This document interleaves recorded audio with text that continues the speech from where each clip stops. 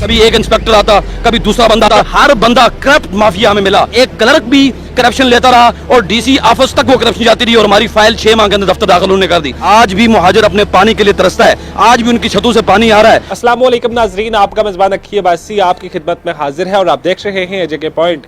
आज के प्रोग्राम में हमारे साथ मौजूद होंगे नाज़िम आला आज़ाद कश्मीर, मरकजी जमीयत अहले हदीस आलमी, मोहम्मद अमीन भट्ट साहब। अच्छा अमीन भट्ट साहब, ये बताएं, आप अपनी रजिस्टर्ड जमात छोड़ के पीटीआई में शमूलियत अख्तियार कर गए, वजह क्या बनी? पीटीआई की मरकजी क़यादत की तरफ से हमारे साथ बैठ के मामलात को तय किया गया।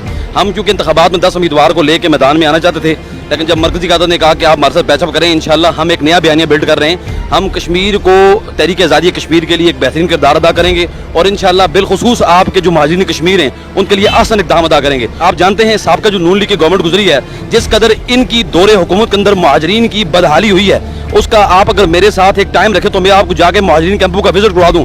आज भी मुहाजिर अपने पानी के लिए तरसता है, काले पाइप के लिए वो दर दर की ठोकरें खा रहा है, आज भी उनकी छतों से पानी आ रहा है। ठोटा सैटेलाइट टाउन के अंदर कुवैत ने $26 बिलियन की अमदाद दी और आज भी वो ठोटा सैटेलाइट टाउन उनकी छतों में से पानी नीचे बह रहा है और उसका केस अभी भी मैं सुप्रीम कोर्ट इस्लामाबाद में लड़ रहा हूँ। ये सूरत हाल उस साबका गवर्नमेंट की थी जिस वजह से हमने इंतखाब किया पीटीआई का। सर, आपने नून लीग को बुरा भला कहा, एक वक्त में आप नून लीग के खास वर्कर हुआ करते थे, आप नून लीग के साथ एक अरसा रहे, फिर क्या वजह बनी जो नून लीग को आपको हैदराबाद कहना पड़ा? 1.5 साल पहले आपने देखा होगा थालीयान रोड के नाम से एक ब्रांड हमने मुजफ्फराबाद में इंट्रोड्यूस करवाया, जिसकी गाड़ियां अपराडा में भी काम कर रही थी, छतर में भी काम कर रही थी और अंबोर में भी काम कर रही थी। एक यूनिक ब्रांड था। मैं जब उसकी फाइल को ऑफिस में डीसी ऑफिस में लेके 2.5 माह तक फिरता रहा, 2.5 माह के बाद हमारी दफ्तर को फाइल को दफ्तर दाखिल कर दिया। क्यों? सवाल सुनने में ये मिला कि इसका कानून ही मौजूद नहीं। मैंने कहा अगर मुजफ्फराबाद के शहर के अंदर 5000 रेडी चल सकती है, उसका कानून मौजूद है, तो थालीयान रोड के ऊपर हमने 3.5 लाख रुपए लगा के एक गाड़ी बनाई फास्ट फूड की, जिसका इंटरनेशनल ट्रेंड आप जाएं यूके में, बरतानिया में जाके देखें। मैंने कहा अगर वहां पे चल सकती है, वहां कानून मौजूद है, यहाँ फटी हुई रेडी का कानून मौजूद है और आपका थालीयान रोड का कानून मौजूद नहीं।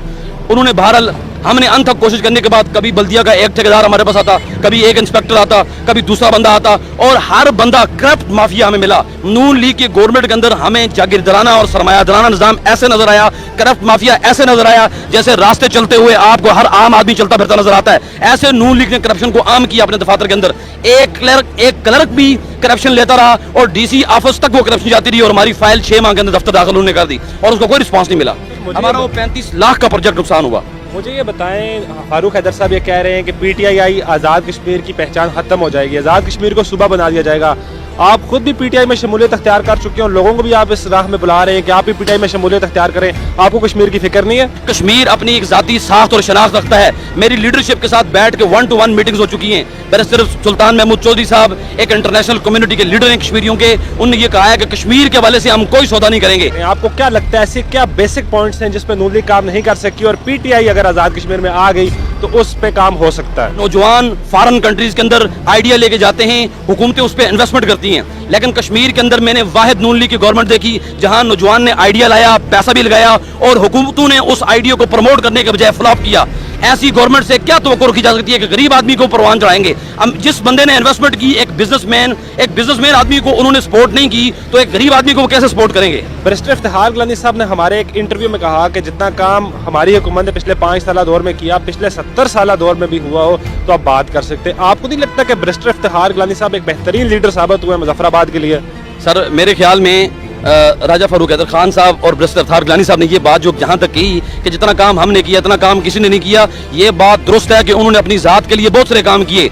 90 डिग्री पे कोई भी प्लाजा तामीर नहीं होता, लेकिन जनाब राजा फारूक हैदर खान साहब का प्लाजा भी यहाँ पे तामीर हो रहा है, दिन रात उस पे काम लगा हुआ है। बैरिस्टर इफ्तिखार गिलानी साहब की यहाँ पे होटल गिलानी चौक में तामीर हो रही है, उनके प्लाजे के काम चले, उन्होंने ये काम किए हैं अपनी जात के लिए, अवाम नास के लिए। आप मुझे बताएं, सिटी के इंफ्रास्ट्रक्चर के अंदर कोई डेवलपमेंट हुई है तो मुझे एक भी डेवलपमेंट आप बता दें। एक ब्रिज बनना था, वो ब्रिज नहीं बना सके। ट्रैफिक की ये सूरत हाल है कि आप अगर दिन को 12:30 बजे के करीब अगर छत्र से निकलते हैं तो आपको मुजफ्फराबाद गिलानी चौक तक पहुंचते आपका घंटा ज़ाया हो जाता है। अवामुन नास को जितना इन्होंने तबाह बर्बाद किया है, इंफ्रास्ट्रक्चर को जितना इन्होंने तबाह बर्बाद किया है, करप्शन को जितना इन्होंने फरोग दिया है, सरमायादारी को जितना इन्होंने फरोग दिया है, जागीरदाराना निजाम को जितना इन्होंने फरोग दिया और किसी गवर्नमेंट ने नहीं दिया। 70 साल में इनकी तारीख यही है, ये बदलते आए।